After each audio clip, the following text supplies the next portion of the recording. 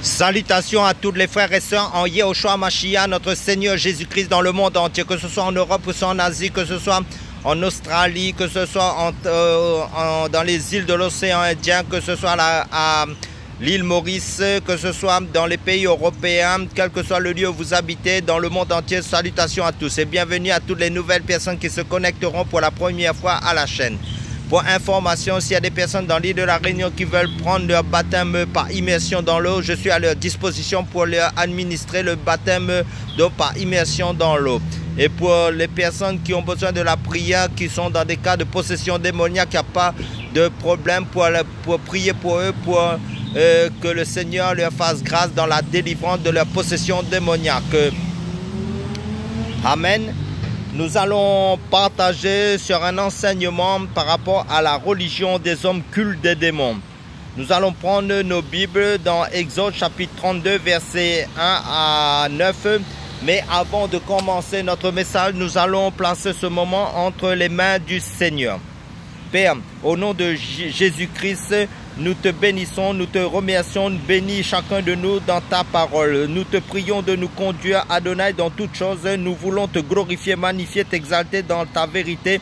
Que ta parole soit encore honorée au nom de Yehoshua Mashiach, notre Seigneur Jésus-Christ. Amen. Voilà. Comme je l'ai dit, prenons Exode chapitre 32 à partir du verset 1 à 9. Nous faisons la lecture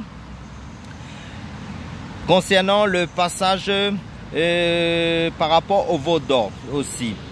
Donc le peuple, voyant que Moïse tardait à descendre de la montagne, s'assembla autour d'Aaron et lui dit: allons, faisons-nous un Dieu qui marche devant nous, car ce Moïse, dans cet homme qui nous a fait sortir du pays d'Égypte, nous ne savons ce qu'il est devenu. Aaron leur dit: ôtez les anneaux d'or qui sont aux oreilles de vos femmes et de vos fils et de vos filles, et apportez-les-moi. Et tous ôtèrent les anneaux d'or qui étaient à leurs oreilles, et ils les apportèrent à Aaron. Ils les reçurent de leurs mains et jeta l'or dans un moule et fit un veau en métal fondu. Et ils dirent: Israël, voici ton Dieu qui t'a fait sortir du pays d'Égypte. Lorsque Aaron vit cela, il bâtit un autel devant lui et il s'écria: demain il y aura fête en l'honneur de l'Éternel. Le lendemain, ils se levèrent de bon matin et ils offrirent des holocaustes et des sacrifices d'action de grâce. Le peuple s'assit pour manger et pour boire, puis ils se levèrent pour se divertir. L'Éternel dit à Moïse: va, descends, car ton peuple que tu as fait sortir du pays d'Égypte s'est corrompu. Ils se sont promptement écartés de la voie que je leur avais prescrite. Ils se sont fait un veau en métal fondu.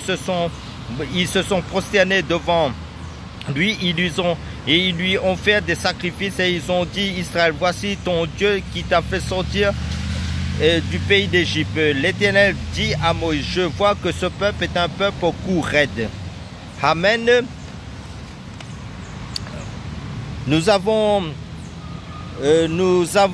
dans ce passage beaucoup de choses qui nous parlent de notre temps aussi actuel, en fait, que nous allons développer. Nous savons que dans 1 Corinthiens chapitre 10, en tant que lecteur de la Bible, que l'histoire d'Israël est similaire à l'histoire de l'Église.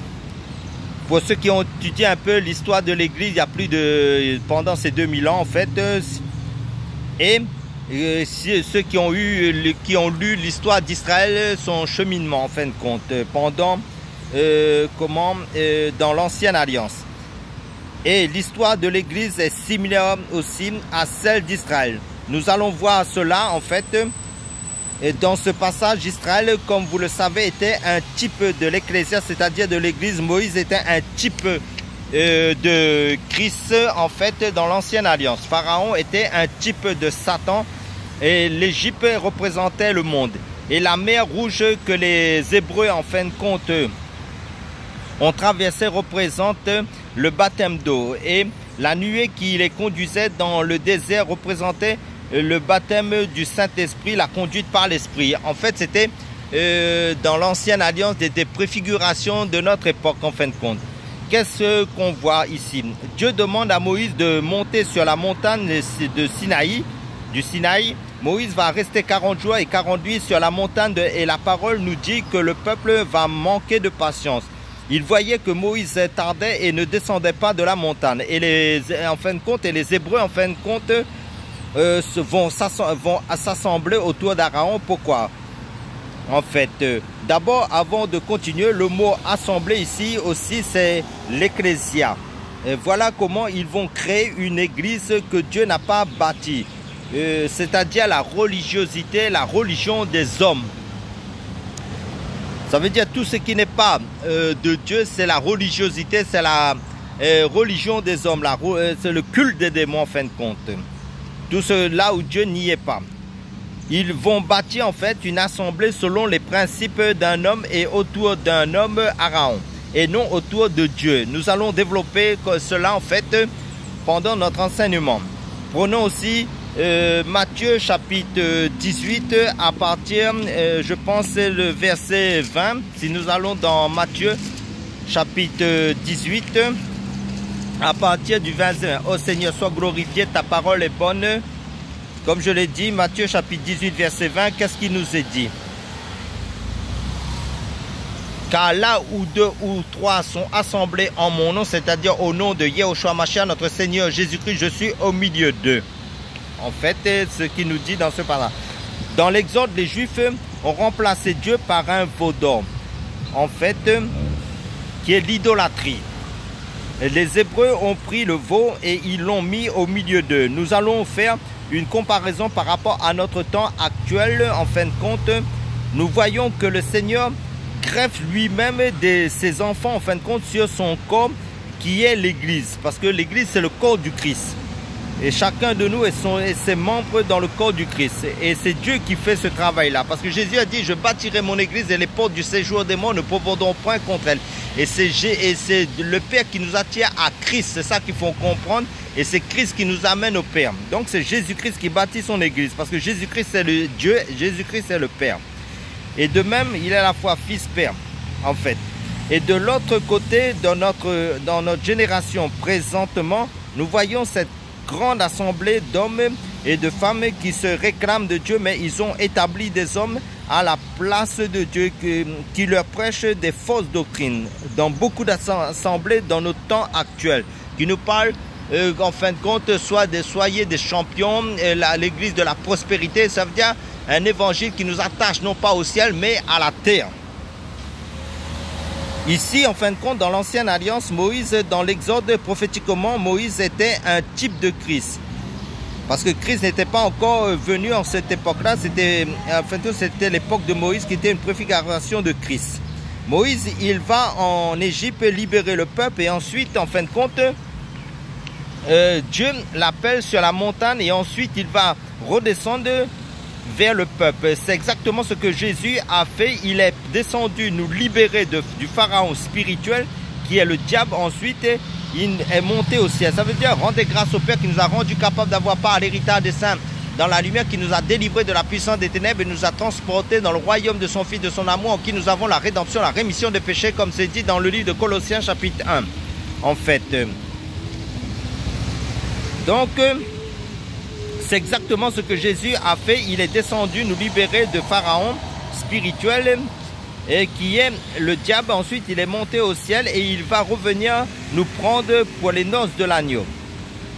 En fin de compte, avec lui. Et en fin de compte, le Seigneur nous demande de posséder le fruit de la patience. On comprend ici que c'est ceux qui partiront pour l'enlèvement de l'Église avec le Seigneur. Ce sont ceux qui auront le fruit de l'Esprit. D'après le livre de Galates chapitre 5 verset 22. La sanctification, parce que dit sans la sanctification, la paix, personne ne verra le Seigneur aussi. Donc la sanctification est aussi le fruit de l'Esprit dont nous parle Romains chapitre 6 aussi.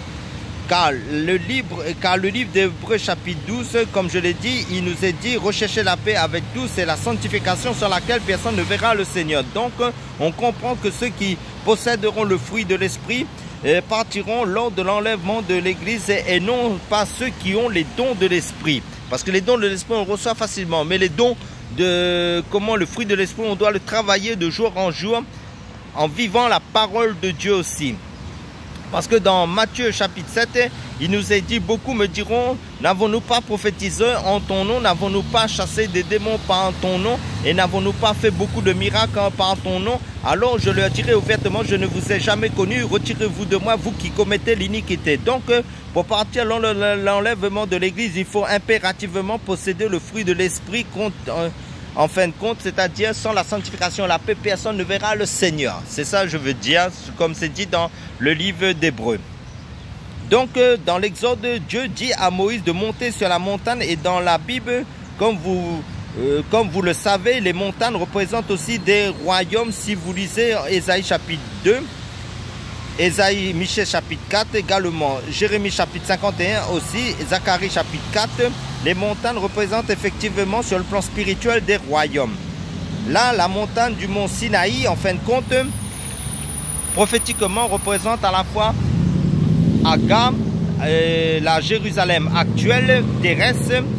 Selon Galates 4, nous parle de cela. Et ensuite, on peut voir aussi à travers du mont Sinaï, le royaume de Dieu à la fois aussi. Qu'on verra au fur et à mesure de notre enseignement. Pourquoi?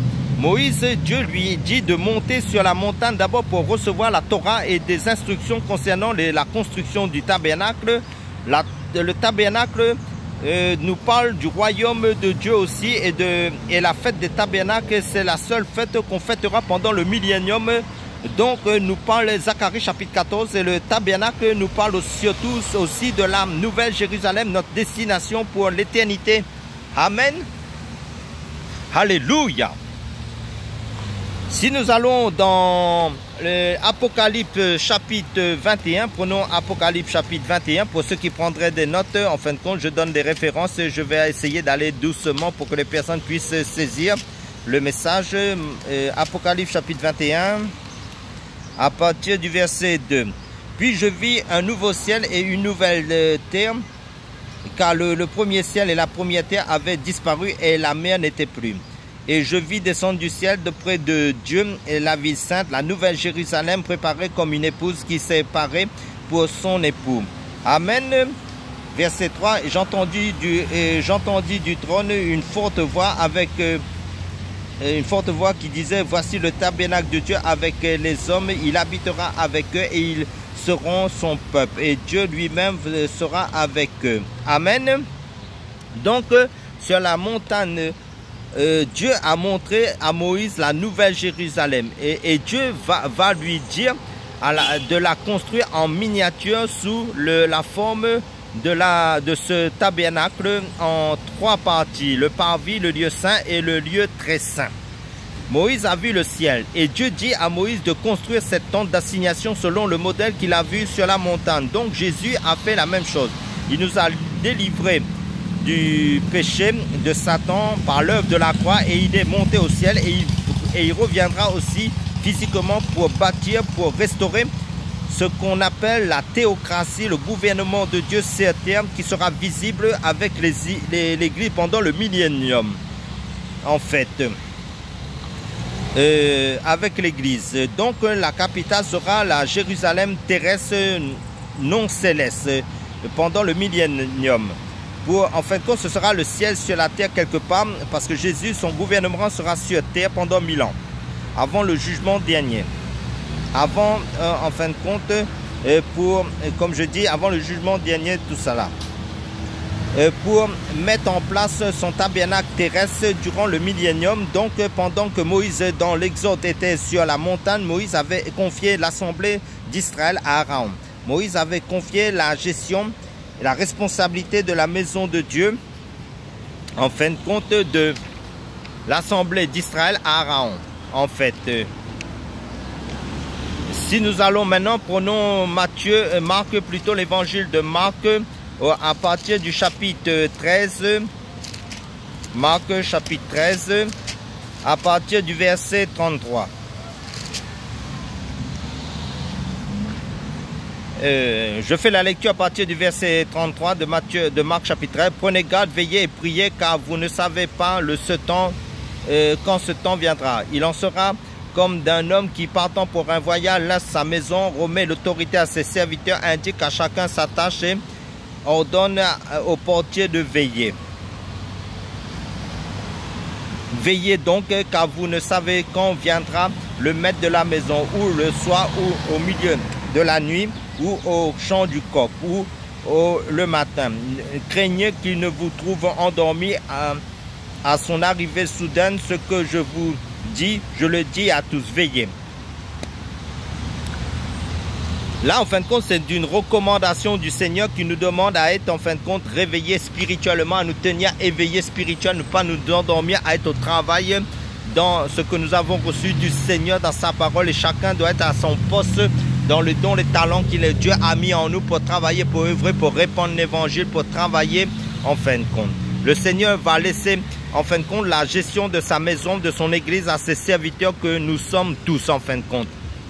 Si tu as reçu Jésus-Christ, si tu as reçu la nouvelle naissance en Christ, tu es enfin témoin de Jésus-Christ, tu es amené à répandre sa parole, l'évangile du royaume. Parce que nous faisons partie du royaume de Dieu en Christ spirituellement et en fin de compte annoncer ce royaume, partager sa parole selon le royaume de Dieu, les principes de Dieu, selon la grâce de tout un chacun jusqu'au retour de Jésus-Christ. D'être actif, non pas être passif, comme certains sont dans les bancs des églises qui restent assis pendant des années, qui ne bougent pas, qui sont des religieux, mais qui doivent être actifs pour faire l'œuvre de Dieu avec les dons, les talents qu'ils ont reçus du Seigneur, pour les faire fructifier. Amen, alléluia. Donc, comme Moïse en fin de compte, comme Moïse a fait en laissant à Aaron la charge de l'assemblée à Israël. Malheureusement, le peuple s'est impatienté du retour de Moïse. Les Hébreux se sont corrompus et sont tombés dans l'apostasie. Et nous savons que tous ces Hébreux qui sont sortis d'Égypte physiquement, mais spirituellement, ils étaient contaminés par l'Égypte, car les Égyptiens adoraient des divinités païennes et les Égyptiens adoraient ce veau aussi. Et tous ces Hébreux sont nés et ils ont vécu plus de 430 ans en Égypte en fait. Forcément, ils étaient imprégnés encore de l'Égypte, de ces divinités païennes, de ce veau qu'ils ont fait. Et en faisant ce veau d'or et un autel au pied de la montagne, c'est comme cela que la religion est née selon les hommes. Et l'autel sur le plan spirituel représente symboliquement la croix. Aussi le cœur. Et aussi le fondement, et par rapport toujours à l'autel, on voit Abel et Caïn, son frère, qui ont fait des sacrifices à Dieu. La première fois qu'on voit l'autel dans la Bible, c'est avec Noé. Noé va faire un autel lors de la sortie de l'arche et il va être en relation avec Dieu et Dieu va sentir une bonne odeur par son sacrifice sur la croix, sur l'autel plutôt. Et Dieu va décider de ne plus détruire la terre par le déluge. Ensuite, Abraham était aussi un bâtisseur d'autel. Genèse chapitre 12, chapitre 13, verset 4, chapitre 14 nous parle de cela. À chaque fois que Dieu se révélait à Abraham et Abraham bâtissait un autel, les patriarches étaient des bâtisseurs d'autel. L'autel était égale relation communion en fin de compte. Donc pendant que Moïse était sur la montagne, les Hébreux au pied de la montagne étaient en train d'adorer les démons par l'adoration de ce veau d'or, parce que l'autel est un lieu de connexion, de contact entre l'homme et la divinité. Et l'autel du veau d'or était pour eux un lieu de contact entre les Hébreux et les démons. Voilà le principe de la religiosité. Allons dans 1 Corinthiens chapitre 10 à partir du verset 15. Si nous prenons le livre de 1 Corinthiens chapitre 10 à partir du verset 15. Qui nous parle en fin de compte. Je parle comme à des hommes intelligents. Jugez vous-même ce que je dis. La coupe de bénédiction que nous bénissons n'est-elle pas la communion au sang de Christ? Le pain que nous rompons n'est-il pas la communion au corps de Christ? Puisqu'il y a un seul pain, que nous qui sommes plusieurs, nous formons un seul corps, car nous participons tous à un même pain. Voyez les Israélites selon la chair, ceux qui mangent les victimes ne sont-ils pas en communion avec l'autel? Que dis-je donc? Que la viande sacrifiée aux idoles est quelque chose ou qu'une idole est quelque chose? Nullement. Je dis que ce qu'on sacrifie, on le sacrifie à des démons et non à Dieu. Or, je ne veux pas que vous soyez en communion avec les démons. Vous ne pouvez boire la coupe du Seigneur et à la coupe des démons. Vous ne pouvez participer à la table du Seigneur et à la table des démons. Amen. Donc là, Aaron s'est mis au service des démons en faisant ce veau d'or. Au départ, il servait Dieu, mais sous la pression du peuple, il a cédé aux exigences du peuple, il a dévié sous la pression. Voilà comment dans l'Exode, quand Moïse est parti sur la montagne, ils n'avaient pas précisé, donné de la date de son retour au peuple, et Aaron ne savait pas la date de son retour. Et je pense pas que Moïse savait avant de monter sur la montagne qu'il allait rester 40 jours et 40 nuits sur la montagne du Sinaï, sur cette montagne. Et le peuple est resté au pied de la montagne sans savoir combien de temps. Moïse allait demeurer sur la montagne. C'est exactement ce que Jésus a fait. Nous ne savons ni le jour ni l'heure de son retour. Pour nous, l'Église et le peuple d'Israël, dans le passage de l'Exode, en fait, étaient là tout autour de la montagne, et ils vont perdre patience dans l'attente du retour de Moïse.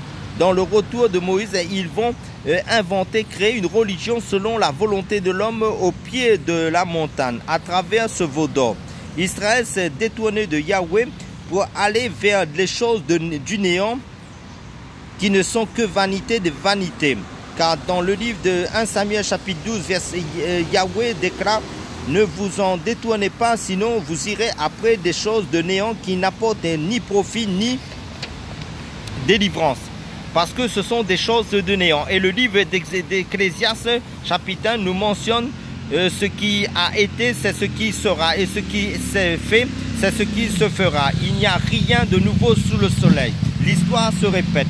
Nous allons développer, faire une comparaison par rapport à notre temps actuel. Si nous allons dans le livre de 2 Corinthiens, chapitre 2 Timothée, chapitre 4, à partir du verset 1.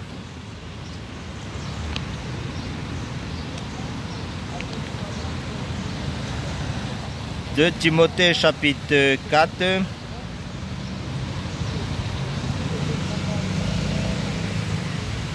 Verset 1, je t'en conjure devant Dieu et devant Jésus-Christ qui doit juger les vivants et les morts au nom de son avènement et de son royaume. Prêche la parole, insiste en toute occasion favorable ou non. Reprend, censure, exhorte avec toute douceur ou en instruisant. Car il viendra un temps où les hommes ne supporteront pas la saine doctrine, mais ayant la démangeaison d'entendre des choses agréables, et ils se donneront une foule de docteurs selon leur propre désir, détourneront l'oreille de la vérité, se tourneront vers les fables. Amen. Nous sommes dans ce temps. Des faux docteurs, c'est-à-dire des faux enseignants, vont enseigner des fables, le mensonge aux chrétiens, qui détourneront l'oreille de la vérité. Et ces docteurs, ils vont même prêcher l'homosexualité, comme nous sommes dans cette époque où l'homosexualité est autorisée, où là, on ne dénonce plus tellement le péché dans les églises. On nous prêche un évangile terrestre, un évangile de la prospérité, un évangile édulcoré, que selon le monde. Donc, nous sommes dans cette époque de ces docteurs comme Aaron vont connecter ces chrétiens aux démons. Car Satan, son but a toujours été d'être adoré depuis le ciel. C'est pour cela que toute personne qui naît sur cette terre, dites-vous bien que c'est un adorateur né. Il va s'adorer soit lui-même, soit ses parents, sa voiture, sa maison ou sa femme. C'est pour ça qu'en fin de compte, nous sommes nés pour adorer en fin de compte. Et tout ce que vous savez, c'est pour cela que Jésus parle des vrais adorateurs qui adorent Dieu en esprit, en vérité, parce qu'il y a des faux adorateurs aussi qui adorent en esprit et dans le mensonge, un faux esprit. C'est pour ça qu'il y a le vrai évangile et le faux évangile. Parce que dans le livre de Galates, il dit, si quelqu'un vous annonce un faux Jésus, un faux évangile qui soit anathème, ça veut dire maudit. Donc nous sommes dans cette époque de mélange aussi, où des fausses hérésies, des faux enseignements sont promulgués, proclamés dans des églises, qui est contraire à la sainteté de Dieu, qui est contraire à la vérité de Dieu. Donc Dieu recherche les vrais adorateurs qui l'adorent en esprit en vérité, selon l'évangile de Jean chapitre 4. Car il y a aussi, comme je dis, des faux adorateurs qui adorent dans la religion, dans la religiosité, une panoplie de divinités païennes et tout ce que vous savez que les hommes peuvent adorer qui est contraire à la vérité de l'évangile pur de Jésus-Christ, de Yehoshua Mashiach.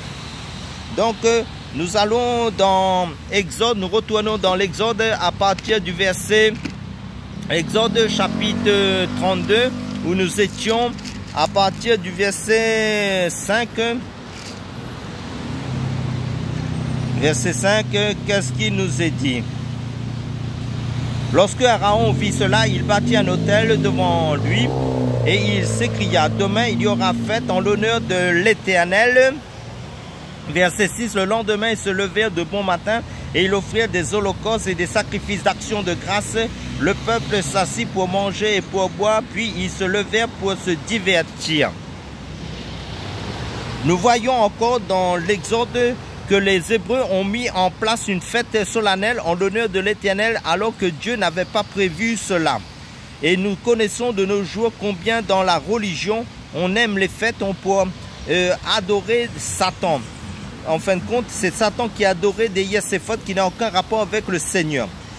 Le mensonge, pour citer quelques exemples, la fête de Noël, Halloween, la fête des morts au mois de novembre. En fait, là où, en fin de compte, et sur le calendrier civil, nous voyons beaucoup de fêtes qui n'ont pas aucun rapport qui est avec le Seigneur. Ce sont la fête, en fin de compte, qui n'ont aucun rapport avec la parole de Dieu. On parle avec les morts pendant les fêtes de mort, en fin de compte, où on invoque les morts, alors que Dieu interdit cela car c'est de la prostitution spirituelle aux yeux de Dieu, cité en Lévitique chapitre 20, Ésaïe chapitre 9 et en Deutéronome chapitre 18. Pour ceux qui prendraient des notes, ainsi que l'anniversaire du pasteur et toutes les autres fêtes que vous pouvez connaître dans le calendrier civil, comme je l'ai bien dit.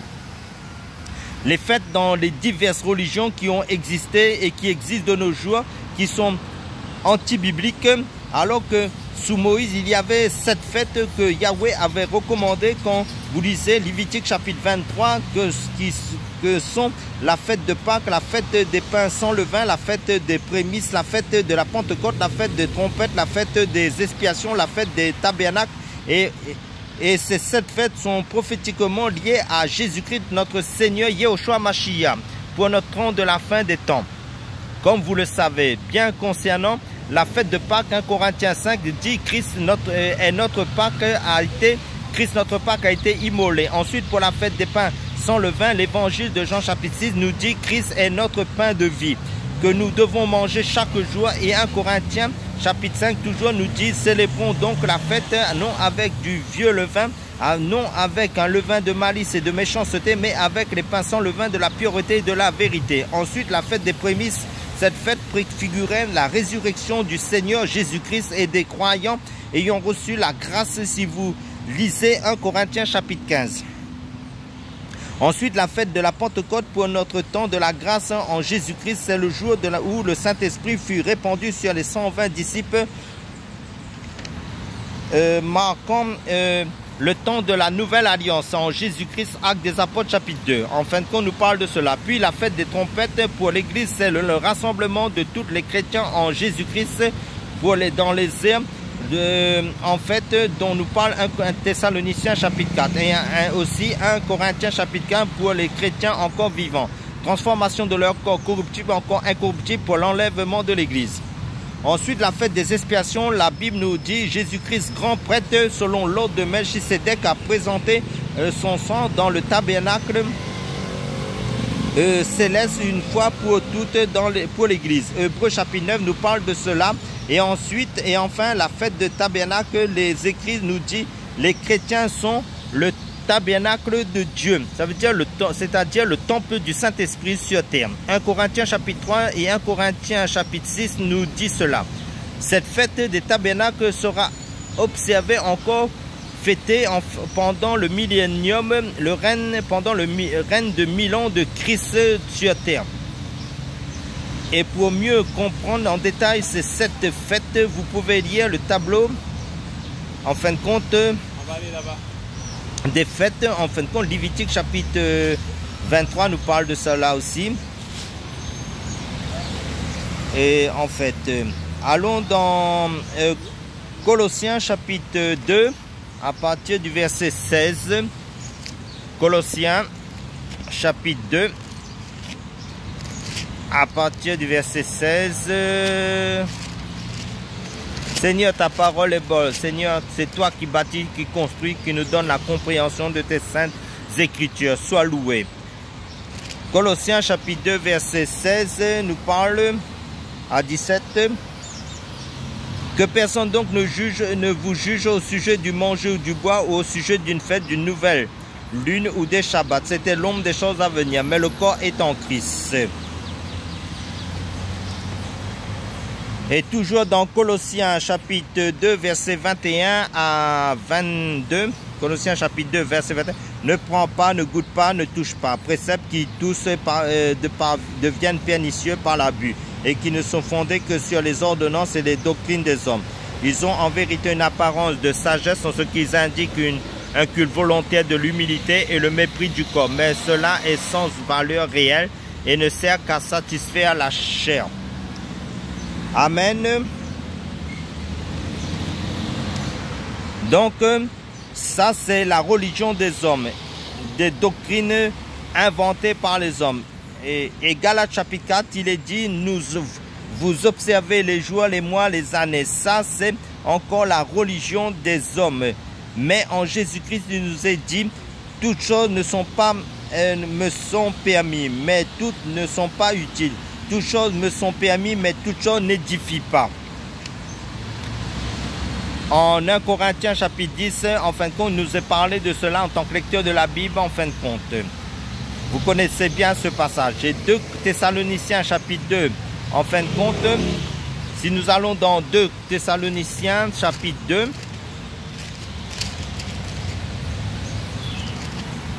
à partir du verset 2, chapitre 2, 2 Thessaloniciens chapitre 2, à partir du verset 1, il nous est dit, pour ce qui concerne l'avènement de notre Seigneur Jésus-Christ et notre réunion avec lui, nous vous prions, frères, de ne pas vous laisser facilement ébranler dans votre bon sens, de ne pas vous laisser troubler, et soit par quelques inspirations, soit par une parole ou par une lettre qui semblerait venir de nous, comme si le jour du Seigneur était déjà là. Que personne ne vous séduise d'aucune manière, car il faut que l'apostasie soit arrivée auparavant et qu'on ait vu paraître l'homme impie, le fils de la perdition, l'adversaire qui s'élève au-dessus de tout ce qu'on appelle Dieu et ou de ce qu'on adore. Il va jusqu'à s'asseoir dans le temple de Dieu, se proclamant lui-même Dieu. Donc Satan va s'asseoir dans le temple, le cœur des hommes d'abord, c'est-à-dire comme nous sommes le temple du Saint-Esprit, va faire tout pour être adoré dans les cœurs des hommes. La religion commence d'abord dans le cœur. Satan, avant l'avènement du Seigneur, va faire tout son possible pour s'asseoir par la séduction dans les cœurs des hommes, par le mensonge, parce que Satan se déguise en nom de lumière pour attirer un maximum vers lui. Parce qu'il nous est dit aussi que large est la porte et spacieuse le chemin qui mène à la perdition. Et les hommes croyant adorer Dieu dans la religion adoreront Satan. Les démons, comment? Justement à travers des fausses doctrines, des fêtes, des faux enseignements corrompus. Satan va aller à la source de la parole de Dieu pour la polluer, pour la falsifier à travers de faux pasteurs, de faux docteurs, de faux enseignants de la parole mis en place par Satan et qui sont des serviteurs de Satan. Et la Bible nous dit que nous sommes le temple du Saint-Esprit. Donc nous devons être comme des chrétiens de Béret qui examinent les Écritures, qui lisent, qui méditent la parole de Dieu, chacun pour sa part, personnellement, par l'aide du Saint-Esprit, pour ne pas tomber dans le piège de Satan, des faux docteurs, des faux enseignants qui sont des agents de Satan, dans même des bâtiments d'église. Dans 1 Corinthiens chapitre 3 verset 16 et 1 Corinthiens chapitre 6 verset 19, il nous parle que nous sommes le temple du Saint-Esprit. Donc Satan veut être adoré dans le cœur des hommes à travers le mensonge, parce que Satan singe Dieu. Il essaie de m'imiter Dieu pour être adoré dans les cœurs des hommes. Car Satan est le père du mensonge, c'est-à-dire la source du mensonge selon l'évangile de Jean chapitre 8. L'opposant de Dieu, et lors de la tentation de Jésus-Christ dans le désert selon l'évangile de Matthieu chapitre 4 et Luc chapitre 4, il a osé faire cela aussi à Jésus-Christ, essayer de le détourner de la parole de Dieu. Mais Jésus-Christ l'a vaincu dans le désert par la parole de Dieu. Il a dit, il est écrit. Toi aussi de même tu dois connaître les Écritures pour confronter tout ce que l'ennemi essaie de t'influencer. C'est pour ça que nous est dit dans la parole de Dieu, dans le livre de Philippiens, que tout ce qui est vrai, tout ce qui est juste, tout ce qui est honorable, tout ce qui soit l'objet de vos pensées. Qu'est-ce qui doit être l'objet de nos pensées? C'est la parole de Dieu, les saintes Écritures bibliques qui doivent prendre place dans nos cœurs. Parce que la maison ne doit pas être vide, doit être remplie que de la parole de Dieu. Car l'homme ne vivra pas de pain seulement, mais de toute parole qui sort de la bouche de Dieu. Et Jésus-Christ nous dit aussi que les brebis du Seigneur connaissent la voix du Seigneur. Donc tu dois être un homme qui s'attache à Jésus-Christ, à sa parole. Dans la méditation de la parole de Dieu pour discerner les faux enseignements. Donc, si Satan a eu l'audace de faire cela à Jésus-Christ, le maître de